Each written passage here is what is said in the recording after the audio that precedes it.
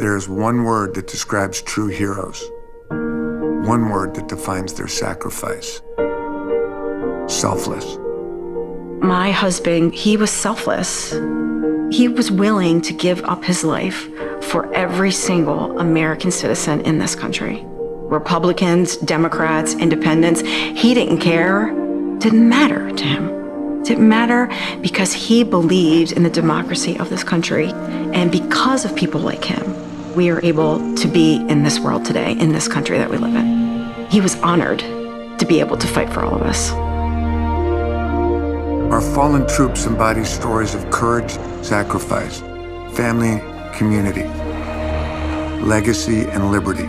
Principles that continue to inspire us to this day.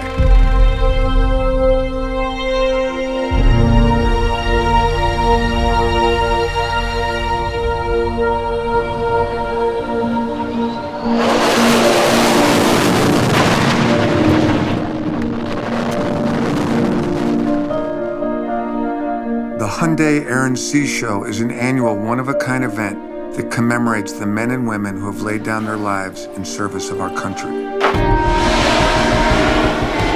Thousands of people come together to experience one of the largest collections of military assets in the world as all 5 branches of the U.S. Armed Forces showcase their technology and equipment on the beaches of South Florida.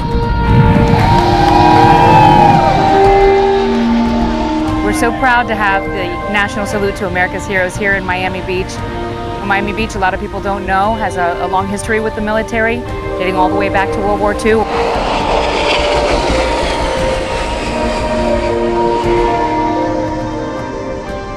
Miami's a real big, diverse city. And so when they come out here, they're going to see a microcosm of themselves, but people who have committed their lives to defend our country and our nation and our way of life.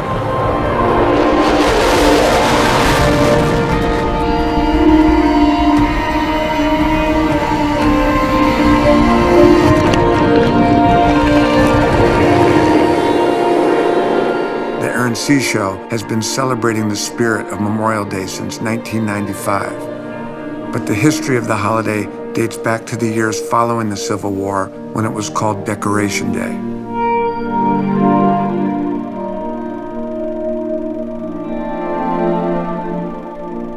Since the founding of our country, more than 1 million Americans have died in U.S. conflicts, selflessly sacrificing their lives to make our country and our world better.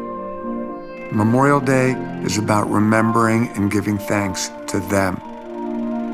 Throughout the centuries, Americans have come to celebrate this nationwide day of remembrance with barbecues, parades, and other ceremonies. But no matter the tradition, this holiday will always have particular significance to Gold Star families. The Gold Star title represents a family that has lost a loved one in military service. The phrase dates back to World War I when flags were hung in windows. Blue stars indicated someone in the service, while a gold star indicated a service member who had been killed.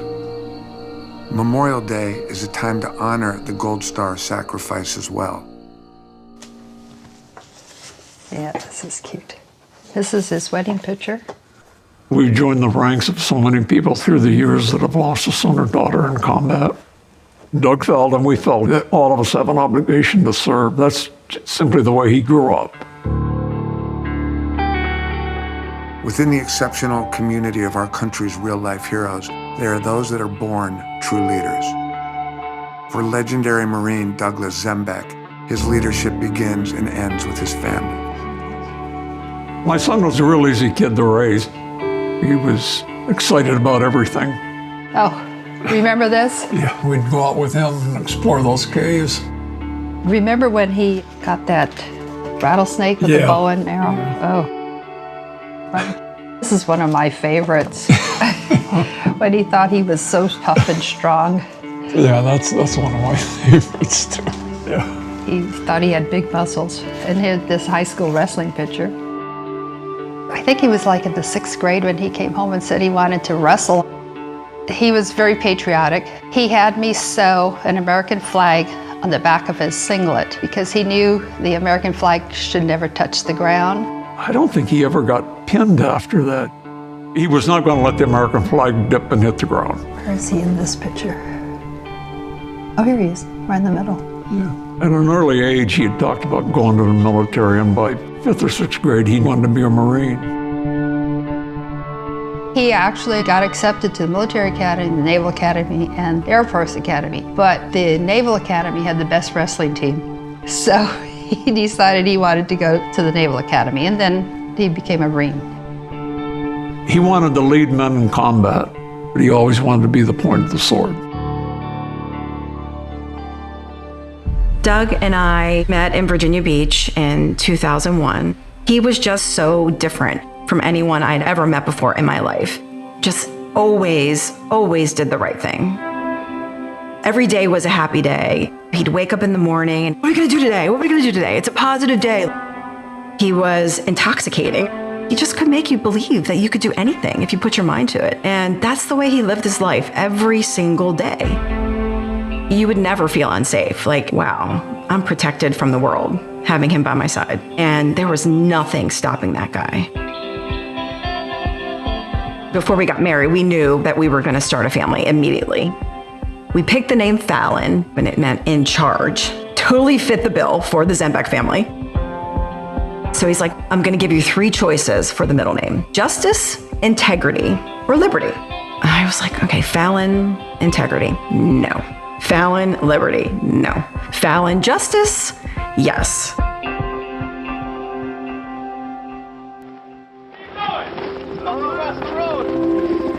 Doug always knew he wanted to enter into Force Recon, the elite division of the Marine Corps. Only the best get to go to Force Recon. And Doug wasn't called Captain America for anything. The guy was just a beast. If you looked at him, when you'd catch him without a shirt, he looked like he should be a Spartan. His philosophy was leading from the front. He told us, no matter what we do, I'm gonna be there. I've seen him in the middle of a street in a gunfight, looking to my right, and there was Doug Zembeck. He just had so much respect for his men. You could tell when he talked about him, he loved those guys. There really wasn't a difference between his real family and his Marine Corps family.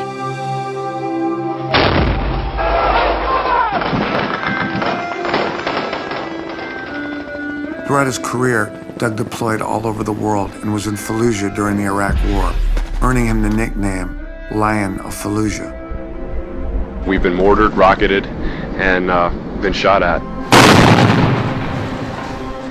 It was pretty intense. The Marines fought like lions, and it was a team effort. Doug continued serving his country on the front lines in the years following. On May 11th, he had called me that morning, and he's like, put the phone up to Fallon's ear. And she said, Dada, like for the first time. And I'm thinking to myself, I have the best life. My daughter's awesome. My husband's the best.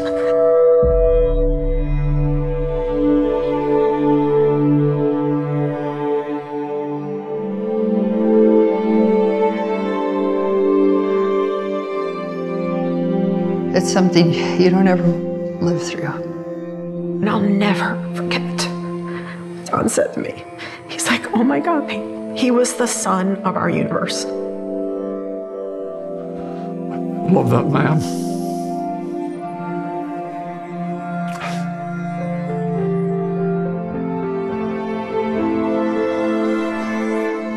We had Chaplain Radetzky come and do the service. He used these words. Today we've lost a great war hero.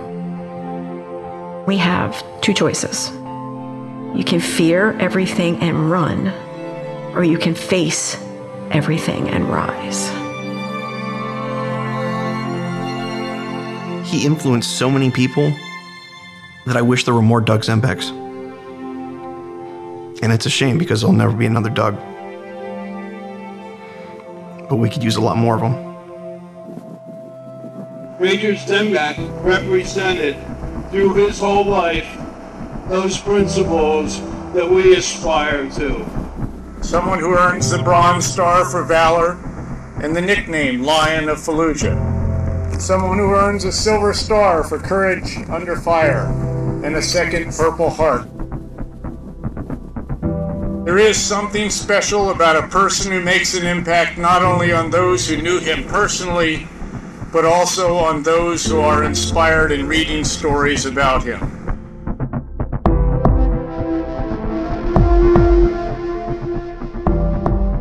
Doug was an amazing writer. I mean, people take his quotes and they live with them day in and day out.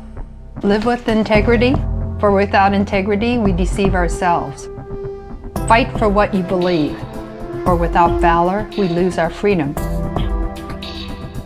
Lead from the front, conquer your fears. Be valorous on the field of battle and take responsibility for your actions. Major Douglas A. Zembick, U.S. Marine Corps. Principles my father taught me. I just have so many good memories, and that's what I try to think about Douglas. I just don't believe in self-pity, and Douglas didn't either. Live on those memories, but do something with your life. Life doesn't stop, it goes on. The race fell in the way we would have raised her together. We talk about the principles, we talk about believing in something bigger than yourself. This country was Doug's family. I mean, he was honored to be able to fight for all of us. Stay tuned for more Gold Star Tribute, a national salute to America's heroes, presented by Hyundai.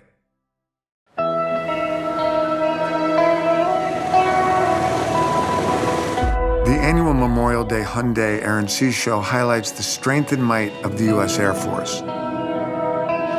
For over a century, U.S. airmen have been defending our country from the sky. From the very first aerial dogfights in World War I until today, the brave legacy of our nation's airmen carries on.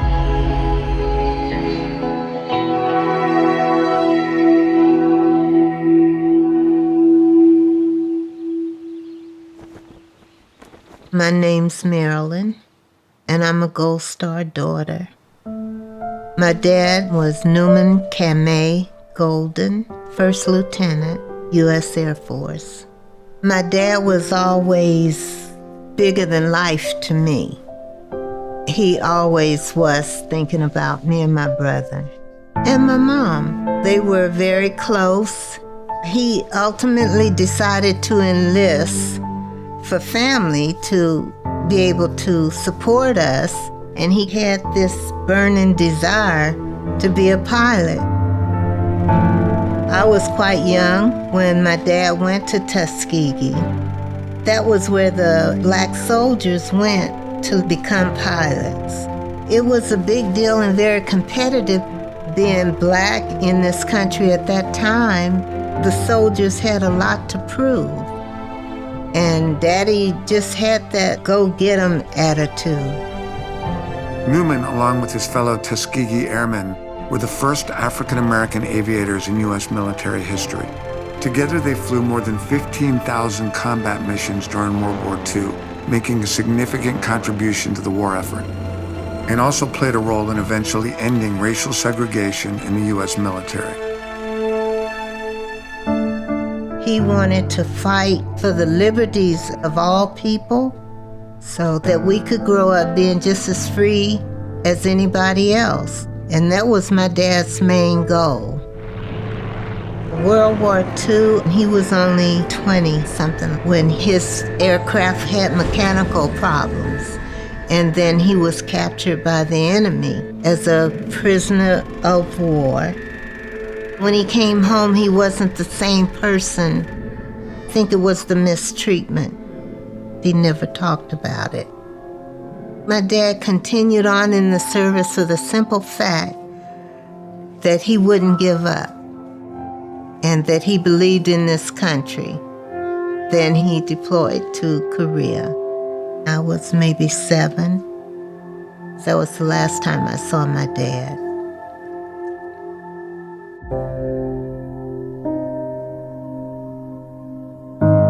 He was shot down doing a mission that was actually very risky. It was a mission where he had to go in and fly low over enemy territory. Took the government 3 years to classify my dad as deceased. My brother and I always had the hope that Daddy was still alive. On Sundays, my mother always brought out the medals and the scrapbooks to keep his spirit alive. This is where we lived on the Army base. I want my family to know that they have a legacy. Someone gave their life for them to walk around freely. Your grandfather was a Tuskegee Airman. I didn't learn about Tuskegee Airmen or anything in school. Only way that I knew about them was through my mom and through my grandmother. It says merit, for military merit, Newman C. Golden. He flew a plane. Very proud of that. And it's funny because I don't like to fly, so I don't think I would have been a pilot. Got a feeling that he's in all of us. As Kenny matured and got older and we started looking back at pictures of my dad, he was just like us. Yeah, they look like twins. They look like twins, man. When I first saw that picture, and I said, I don't remember dressing up in a World War II outfit. And it was just one of those things that I said, wow, I have more in common with him. And it made me feel even more closer to him. Definitely feel like my grandfather's a hero. And I want everybody I don't brag, but I'm at work. Oh, my grandfather was a Tuskegee Airman. Look, I wear the shirt. I let everybody know, you know what I'm saying? Because I'm proud. That's like one of the things I'm proud of. This is you guys' legacy. It's not just mine to keep to myself. In 2014, the military gave my dad a dedication. My whole family got together. They were putting his name on a wall. We had a flyover. We had the 10-gun salute. I was given a flag.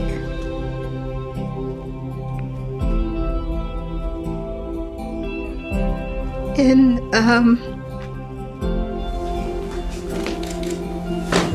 that to me was the finale of my dad's existence.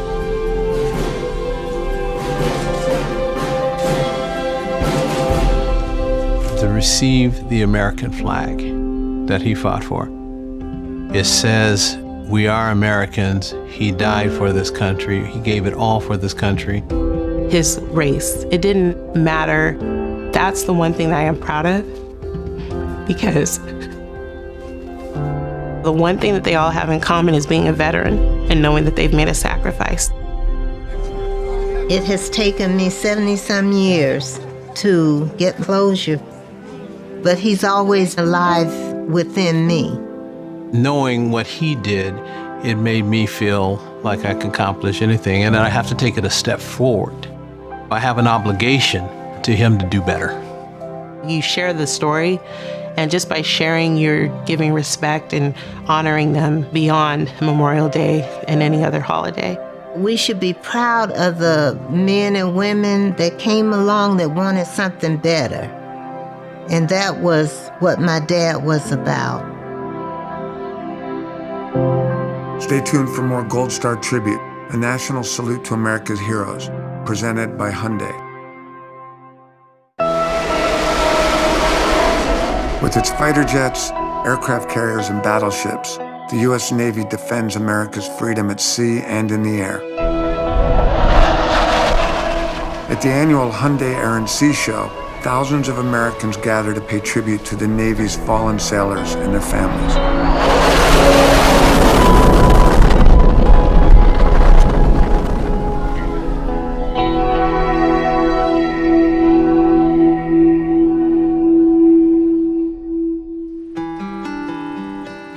Many Gold Star children grew up feeling like no one understood what they went through. Finding a community of fellow sons and daughters who lost their dads in Vietnam became a life-changing experience for Denise Reed, Margot, Carlson, Delonia, and Jill Hubbs. I am the proud daughter of Donald Richard Hubbs, who was a Navy pilot who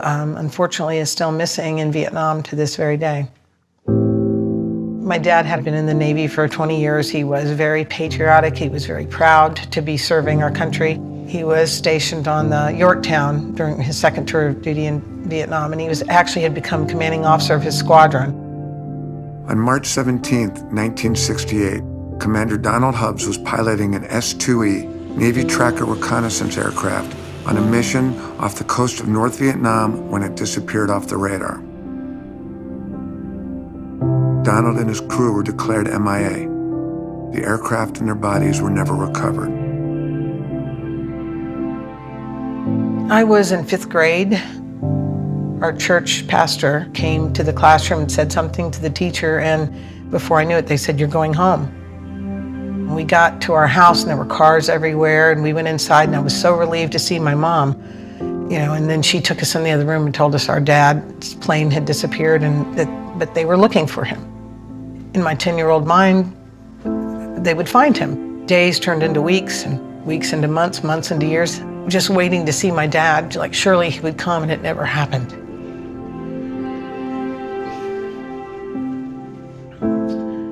So I don't know at what point we decided, or we knew in our hearts he's probably never coming back.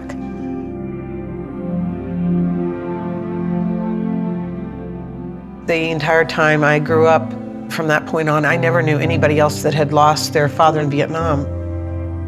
It was hard to explain when people asked you, "Where's your dad?" Whatever, and remember how controversial the Vietnam War was, so you didn't really want to talk about it because a lot of people condemned the soldier instead of the war.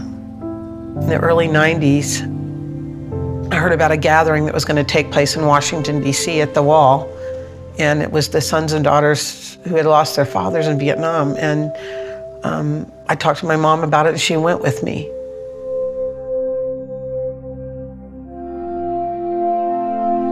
My dad's name is on panel 45 East, line 12, and his crewmates are right there with him too.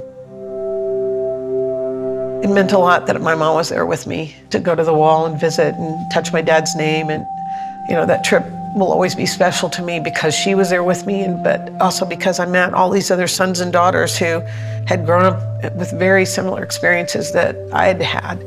That's the first time I went, the very first gathering, which was 1991. And then I met Denise and many others that had lost their dads. My name is Denise Reed. I am the proud daughter of Sergeant Harold Reed, who was killed in Vietnam on July 3rd, 1966. It was an ambush. There were about 19 men killed that day. And at that time, I was 6 years old. Many of us feel like we lost two parents at that time because sometimes our mothers went through a whole lot afterwards.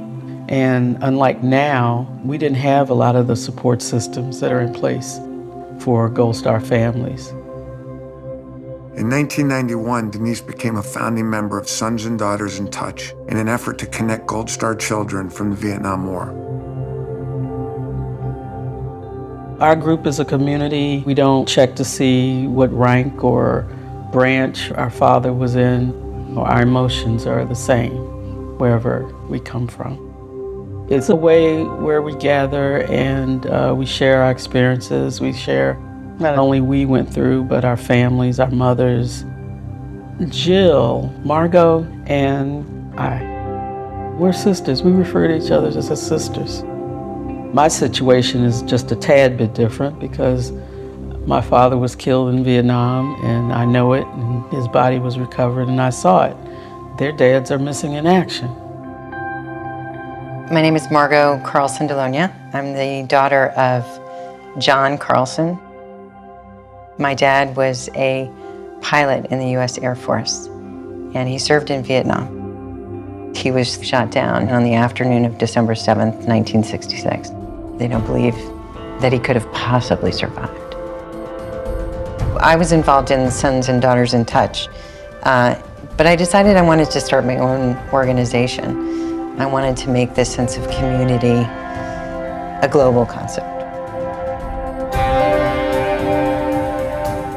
The Two Sides Project really seeks to unite sons and daughters who lost fathers on opposite sides of the war. I grew up hating most things Vietnam because I only thought about what I had lost. I just thought if I go to that last step, which is going to the place where my father died and standing in that place, and I come face to face with the Vietnamese, any last vestiges of hatred toward Vietnam would be gone. And then Jill stood up and said, I want to go. And we went to the exact places where our fathers were either killed or became missing. We got to honor our fathers, which was extremely powerful. Once I met the people and saw the country and experienced the things that I did, I started thinking as a country, not the war. Maybe I'll never know what happened to my dad. I may never have the final answers, but it did give me a sense of strength and peace. There's strength in numbers, they say, and it's really true. And sometimes with our group even too, we don't even have to explain anything. Yeah. We do know, I know how you feel, I know how you feel, and you definitely know how I feel. You know, I think you got to find your tribe in this life, and when you do, oh, how wonderful it is to be in a community of people who share experiences with you, but also who encourage you to use those experiences for the greater good. Stay tuned for more Gold Star Tribute, a national salute to America's heroes, presented by Hyundai. The U.S. Coast Guard is a unique branch of the military. It's charged with maritime law enforcement under the Department of Homeland Security and assisting during wartime under the Department of Defense. At the Hyundai Erin Sea Show, the ability of our Coast Guard rescue swimmers is on full display.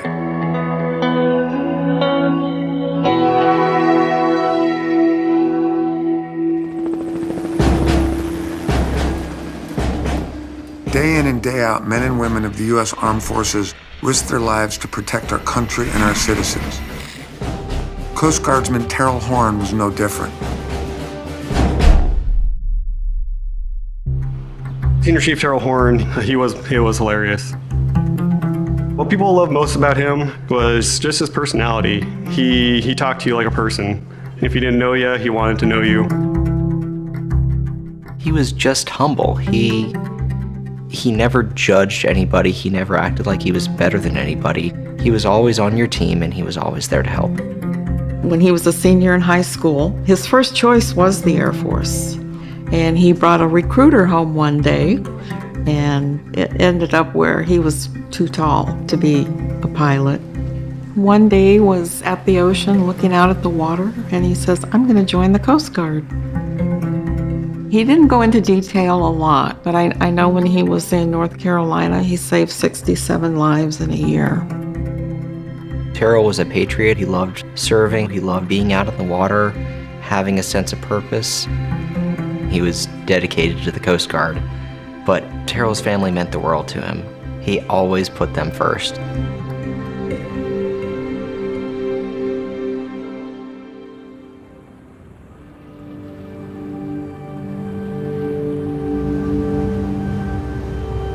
I was Terrell's commanding officer. He was the second in command. While we were on Cutter Halibut, there was a significant uptick in smuggling along the Southern California coast, so we were being diverted increasingly to respond. I remember being woken up by one of my shipmates telling me we might have a target of interest to go take a look at. It's absolutely pitch black. There's dense cloud cover. We've got a C-130 now telling us the smuggling boat is tied up at Smuggler's Cove, and he's just waiting there. Terrell takes bosun's mate second class Mike Walker and two guys into our small boat. We were going to send the small boat in from the north, and then Halibut is going to hang back and kind of try to block the exit. We bumped fists and we drove out into the night. Once the full vessel came into view and we can see people on board, my boarding team started to announce who we were. That vessel came up in speed immediately and came right at us. They accelerated from a dead stop and they turned and they aimed directly at the small boat. The more I turned to get out of the way, they just followed us. One of our guys in the small boat saw the boat coming and was able to draw his gun and shoot at them before they hit. They hit us broadside right in the center where I sit. Senior Chief Horn was behind me, and he had a view of what was going to happen, so he got me out of the way. Instead of trying to save himself, Senior Chief Horn pulled BM2 Walker out of the way so that he wouldn't be crushed by the smuggling boat. And in doing so, Senior Chief Horn had been ejected from the small boat. When I kind of popped up and reoriented myself, the first person that I did see was Senior Chief Horn. He was in the water. His life jacket had deployed, and he was there, and he was motionless.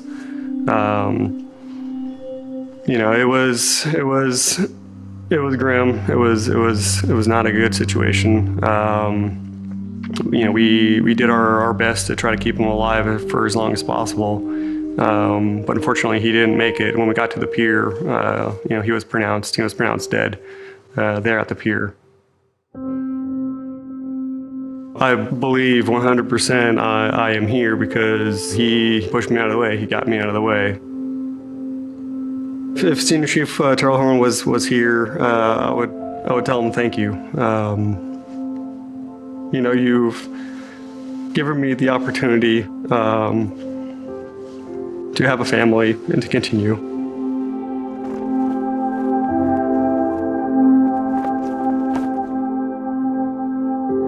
I felt very proud of my son for saving the lives that he saved. There's no greater love than sacrifice. There's no greater love for a man to give his life for another. On December 2nd, 2012, Terrell Horn was awarded the Coast Guard Medal. And on March 29th, 2019, the Coast Guard commissioned a new fast response cutter and named it the Terrell Horn. I am humbled, honored to pay tribute to the life of Terrell Horn III. Memorial Day has changed for me. It means more. It's deeper to me. It's a very, very important, serious day to celebrate our men and women that fought. To me, this country is a collection of people that are just like Terrell. No matter where we come from as Americans, that's one thing that we've all got in common, is that as Americans, we will absolutely help each other out no matter what.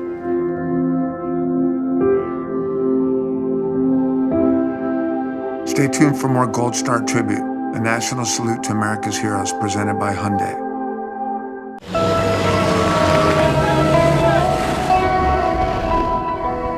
At the annual Hyundai Air and Sea Show, the Golden Knights showcased the courage of the U.S. Army.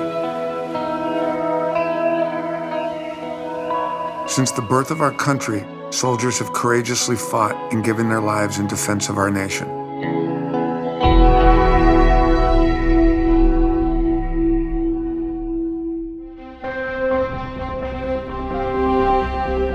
Although women have only officially been allowed to serve in combat since 2016, there were courageous few doing it long before, like First Lieutenant Ashley White. Ashley and I were born September 3rd, 1987 in Alliance, Ohio. We were twins, and she would always say, together we were one, because she was left-handed and I was right. We came from the womb together, and we were best friends. She was genuine, she was kind, she was patient, she was quiet.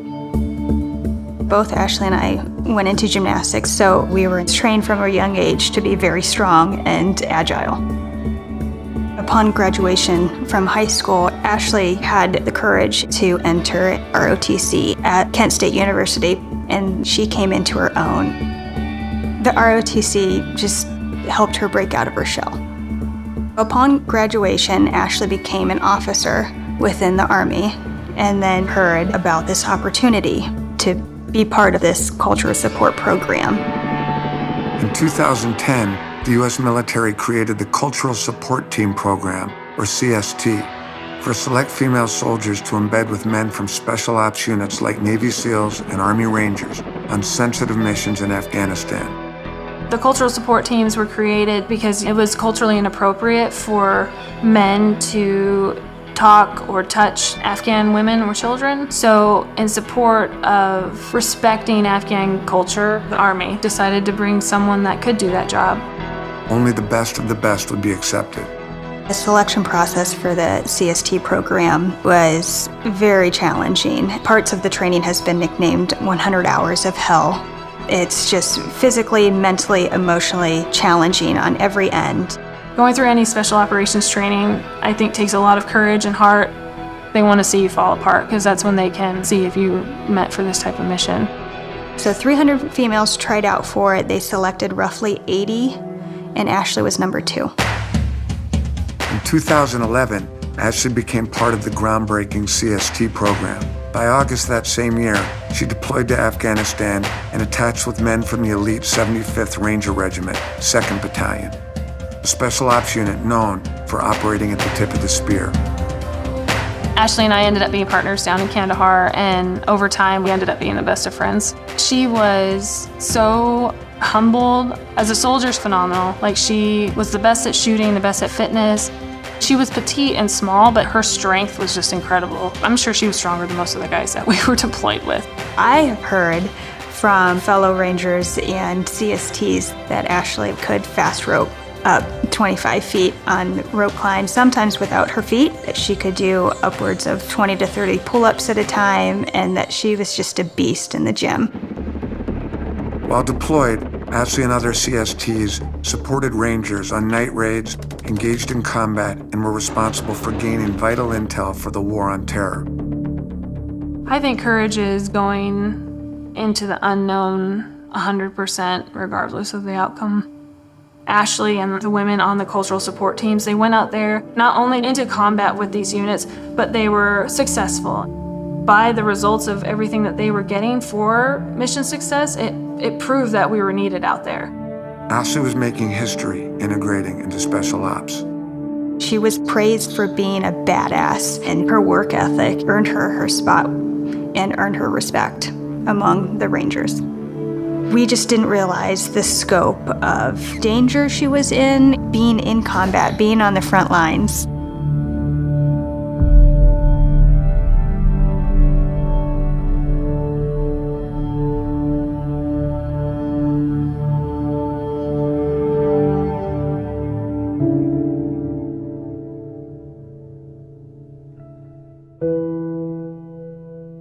We're from a very small town, and when we were escorting her to the funeral, the entire trip, the streets were lined with people holding flags. You know, it was just so amazing to see the community come together and to pay tribute to her and her sacrifice. Ashley's death was a pivotal moment in bringing awareness that women are in combat. Courage is believing in something, and through the military and the CST program, that's what Ashley was doing every day. My sister was part of history, and what she and the other CSTs were doing over there is just remarkable. It's so amazing to think that we have women walking next to us that are willing to sacrifice everything for the sake of others. Stay tuned for more Gold Star Tribute, a national salute to America's heroes presented by Hyundai.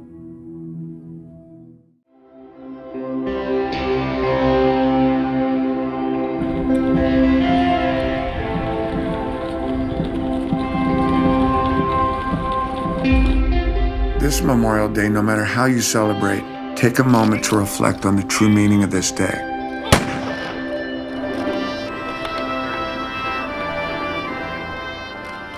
For all the soldiers, sailors, airmen, Coast Guardsmen, Marines, and Gold Star families that have come before, and for those that will sacrifice again, we salute you. It's such an important time for everyone to come together as Americans and remember those who have served regardless of which war or conflict it was. These were brave souls that stood up for our American ideals. They need to be remembered and honored, and they are the foundation for our country. It's a remembrance, and it's a reflection and a look back on who these people were and what they did, because it's important. It's something that we don't want to forget. I believe that my dad would not want us to mourn his death, but to celebrate what he stood for in his life. Through celebrating our heroes that have gone before us, I hope the American people will understand that freedom is not free. My son was always choose to be positive, and I think my wife and I choose to be positive. We're given this opportunity to live, so we do everything in our power to live through her and to keep her legacy alive. And I think that's what motivates and inspires us to keep going. So good to see you. Every family has that hero somewhere, and it can't be forgotten. It's our sense of responsibility that we have to carry it forward to be better humans.